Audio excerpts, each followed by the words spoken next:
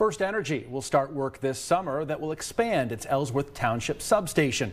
Tonight, residents there heard from company officials about the changes they can expect and the impacts they could see. Chris Cerenelli is here with more about that. Good evening, Chris. Hey, Derek. Yeah, the project in Ellsworth will roughly quadruple the size of that substation and run lines north along Route 45 and then east to Austintown.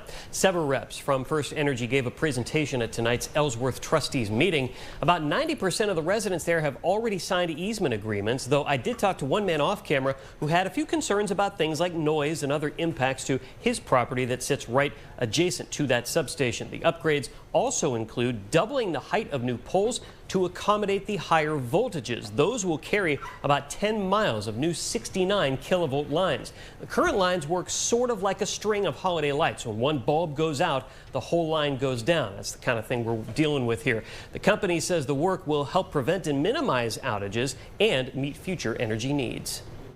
By interconnecting the system, basically networking the system from Salt Springs all the way to Ellsworth, and then splitting basically the line that you have today called the Berlin Lake Boardman from building that station. So any faults or any conditions that happen on one side of the line or the other side of the line, Ellsworth won't see an outage. Construction is set to begin in August and should wrap up in the spring of 2027. If you couldn't make it out to tonight's meeting, or if you have more questions about this project, I've got contact information for you in the story on WFMJ.com and the 21 News app.